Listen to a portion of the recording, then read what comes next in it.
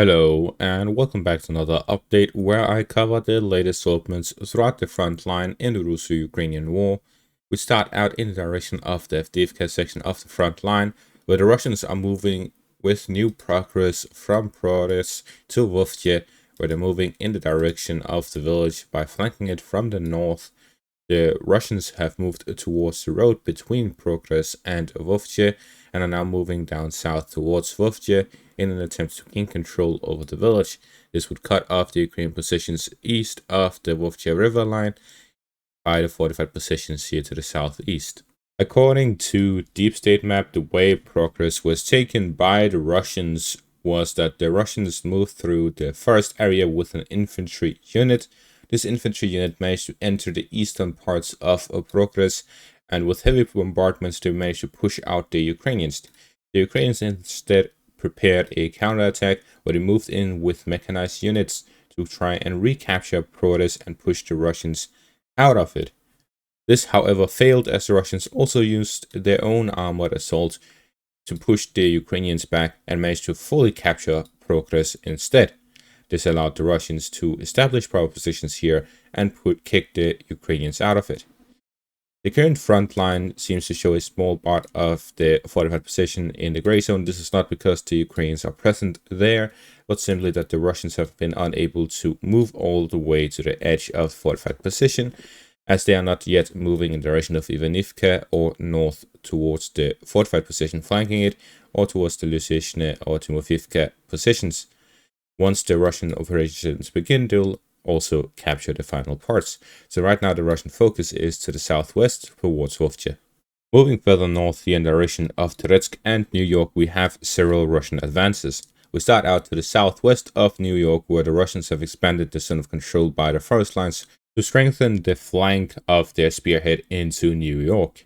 At the same time, within the edge of it, the Russians have managed to expand the zone of control here to the southeastern parts of New York, where they've aligned the front line along the river line, the Kryvyi Turets River, and through this we see that it actually splits the Russian positions in the middle here to the south.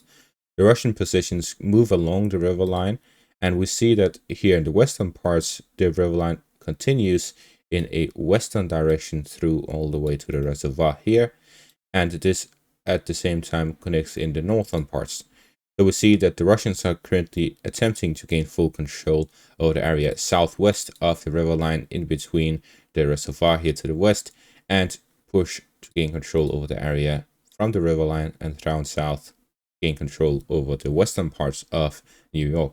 At the same time, they move along the eastern parts of the river line to then push along the southern bank of it, gain control over the entire eastern part, which they're currently moving in to do, and they will likely continue this push until they gain full control of it, which would cut off the Ukrainian positions and fortified areas here to the south, and they will likely attempt to connect it with a push from the east as well. So a push head on and a push from the rear to force the Ukrainians to withdraw from the fortified positions. It's likely that they're already withdrawing with the recent Russian advance, as they see that the imminent threat of an encirclement is there. Therefore, it is likely that they'll withdraw to the northern parts beyond the river line. So we see that the current focus of the Russians is to gain control over the southern bank of the river line, spanning through here from the south of New York, from the western and eastern directions. At the same time, we also see that there is this area here to the north with the river line going through. It would likely be that the Russians either move to the eastern part or western part first. I'm not really sure. Going through to the western part first would be to completely cut off any Ukrainian units from the western parts by gaining full control of the area and creating a wall in the western side.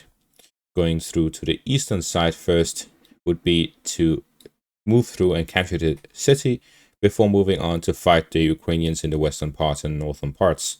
But the obvious next step for the Russians is to gain full control over the southern bank of the river line here to the west and to the east of New York, which will allow the Russians to completely take control over the flanks of their current spearhead, and there would be no significant threat of the Ukrainians flanking their positions from the east or from the west to cut off their supplies.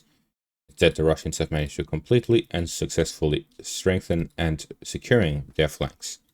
In the direction of Toretsk, the Russians have managed to capture a significant amount of Ukrainian fortified positions south of Selizhne by Pivdene, and this has allowed the Russians to pretty much take control over the entirety of the southern flank of Pivdene, significantly strengthening their positions here in the southern flank of Toretsk. At the same time, they have moved further in here by the school area, expanding the zone of control to the north of it as well, connecting to the northern parts better.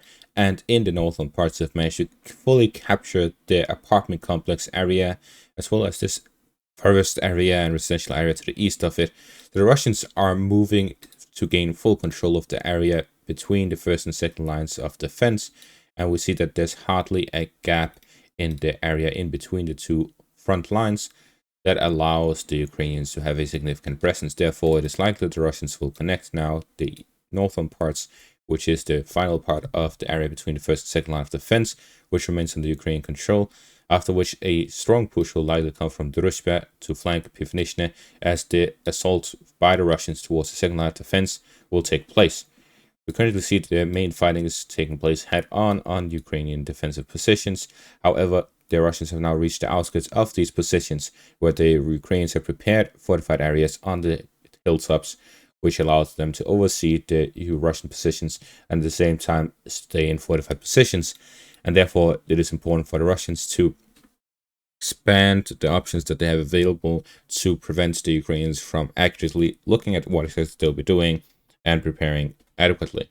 This means that the Russians would be able to flank and then attack from multiple directions head on, which will allow them to simply have so much of a front line to fight at.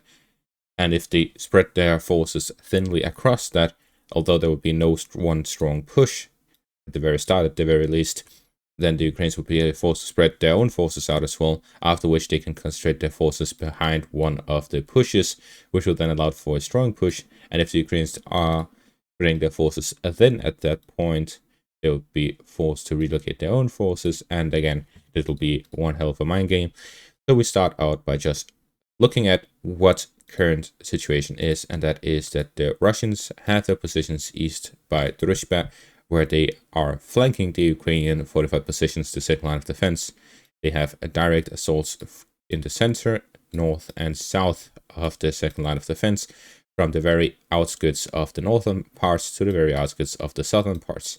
So this entire area is under attack by the Russian forces, and this is clearly an attempt to gain control of the second line of defense, which will allow the Russians to start fighting over the city of Toretsk itself. So we see heavy fighting in the Toretsk direction and New York direction. Further north here in the direction of Berestove and Novoselivsk, the Russians have launched a small attack where they're pushing here in the direction of the north of Stelmahivka.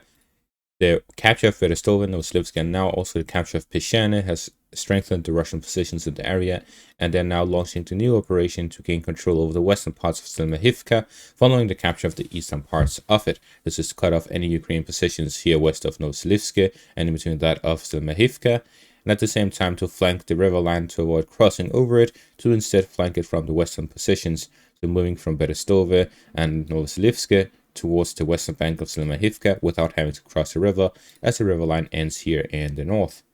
This means that the Russians will be looking to gain full control of Stelmahivka, which will allow the Russians to gain full control over the Serbis river line in the north.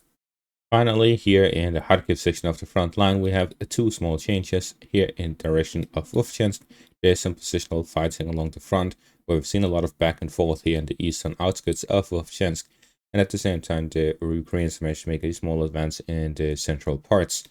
In the western parts, there is no developments, but west of it by Buhrovatka, there is some fighting in the islands here between the Syrsk-Donetsk River, the first and second bank of it, towards Prilipka. So we see that the Ukrainians are trying to counterattack and recapture Serevetsa, and at the same time the Russians are trying to cross over the river and attack Prilipka. So we see positional fighting here in the Kharkiv section of the front line. This is to say that there is also heavy fighting all across the entirety of the front line, but this is where the territorial changes have happened.